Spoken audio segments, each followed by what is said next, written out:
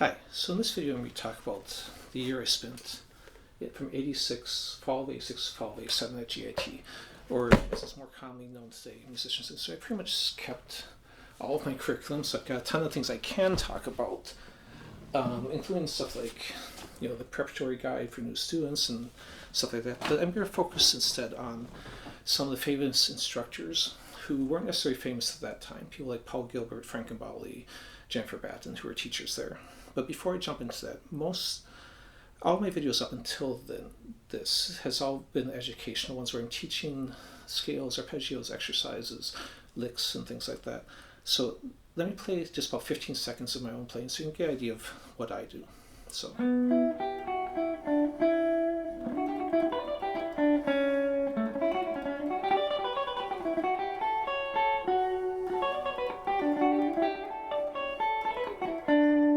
So that's something I wrote last night. If you have any interest in trying it, you can take a quick look at the tab. Normally what I do, if I'm doing an instructional one, I'd play it slow, I'd break it down, I'd say all the scales and arpeggios I'm using, practice tips, etc.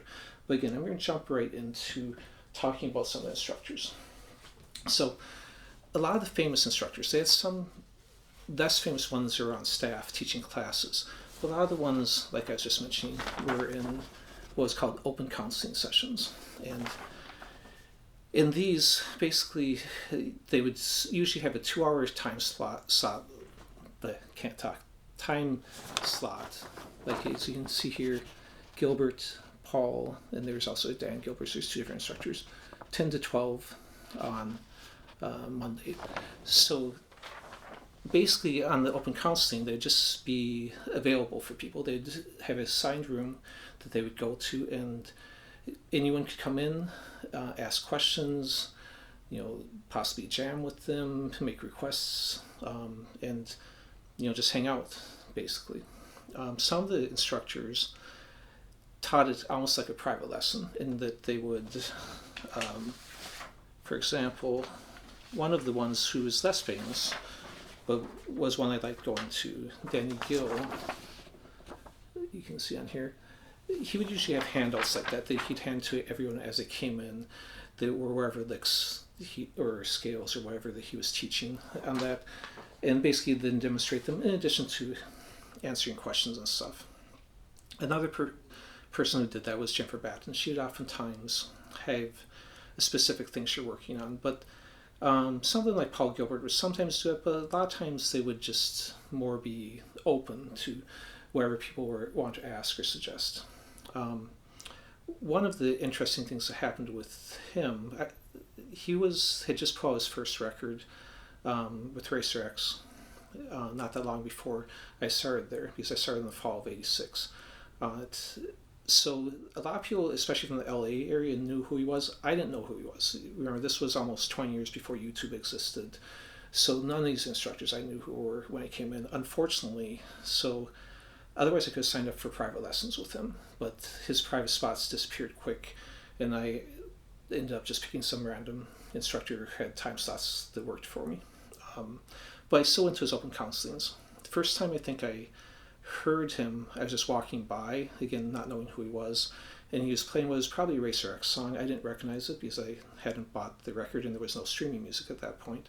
And then I heard him right after I play Yngwie Malmsteen, who I did listen to, song, and he played it no problem beginning to end. And a lot of people can do that nowadays, but you didn't hear that many people doing it back then on it. So I started going to some of his counselings. One that was kind of interesting was Billy Sheehan, who he played with in Mr. Big, came into a seminar on his own, and then a couple months later I was walking by and I saw that Billy Sheehan and Paul Gilbert were doing one together that I think was just Paul Gilbert's open counseling session. I don't think it was a formal seminar because it wasn't in the big auditorium type room. And they were answering questions together and jamming together, which was kind of interesting since a year later they formed Mr. Big on it. So it's kind of getting a preview of what was to come, though at that time I didn't know that. Sometimes Paul Gilbert did, for example, here's one you can see. It's down here, Paul going backwards, Paul Gilbert, 1987. Sometimes he did have handouts that he would do of licks, but a lot of times it was more free form for him. I remember one of the times he did bring out his drill, which I'd never seen before. It was kind of funny, where he was hyping it up of he learned a faster way to play than anyone else can play, and then he brings out his electric drill with picks attached to it, and then he was joking that he had drill bits that had 3 picks for triplets or 4 picks for 16th notes. And honestly, with him, amazing player, but the thing that really stood out is how humble and what a nice guy he was, and funny. He also, when he was teaching his string skipping, which he got kind of famous for, he said the reason he came up with it was because he sucked at sweep picking on it. I don't think he probably sucked at just about anything on guitar, but again, he was very humble on how he was talking. It was something, though, that Frank Gambale was teaching there at that same time. And if you don't know who he is, he's a jazz player, but he wrote, according to Google anyways, the first definitive guide to economy picking. He also did videos early on sweep picking, economy picking. He really is, if not the best person at those skills, I can't imagine anyone being better. And he plays insanely fast, complicated stuff when he wants to. And sometimes if you watch his solos, he's one of those crazy people who want to play what sounds good for the song. But when he lets loose, it blows you away. And when I first went to some of his open counselings, it was like 6 months into the year. And back then it was a 1-year program. They didn't have the bachelor's or master's or anything like that going. It was just kind of like a vocational school, and they considered it a vocational certificate rather than a degree on it. And the first 6 months was primarily skill based. You're learning scales, chords, theory, live playing, sight reading classes, ear training classes, all that stuff. And then the second half of the year was more application. You had stuff like jazz improv, you had stuff like chord melody, and you had different style classes throughout the year. Country, blues, fusion, contemporary guitar, and stuff like that. But anyways, about halfway through a year, I came upon just randomly hearing Frank Gambale as I was walking by in one of his open counseling. So I went in and started going to him on a consistent basis. Even with amazing players like Paul Gilbert and Jennifer Batten playing at the same time, his technique blew me away.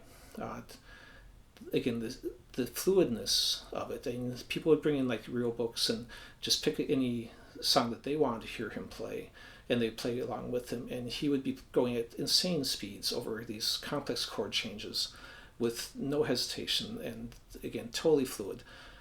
So I actually switched from doing alternate picking, which I'd been doing for like 5.5 years, and just spent the past 6 months of being at Musicians Institute really focusing on my scales and my picking. And I switched to economy picking then, just because of how impressed I was with his playing and how it sounded on it. That was kind of tough. When you have those habits, it took me a couple weeks to actually get to where I could switch over and be consistent with economy picking. And I almost went back. I almost gave up and went back to alternate picking a couple times. Jennifer Batten, another one. If you don't know who she is, check her out. She played with Michael Jackson at the peak of his popularity. She's played with Jeff Beck, and if you've seen her with Michael Jackson, she has, big platinum blonde hair, leather, and all this stuff. When she was teaching here, she had brown straight hair, glasses, commonly wore something like ripped up jeans and a t-shirt. That was, so totally different. You wouldn't even recognize her if you saw her back then. But she would often bring in handouts again. She would write up, for example, the movie Crossroads came out, and one week she brought in, this, which was the Eugene's Trick Bag, the Steve Vai solo on it. All written out and then photocopied off, and she'd hand it to each person as it came in the door, and she'd go through and break down the different parts. Another time, the Randy Rhoads tribute album came out, the live one after he died. So she brought in a cassette tape and basically just listened to the solos once, twice, and then demonstrated how to play them, and went through, basically was going through every solo on the record doing that.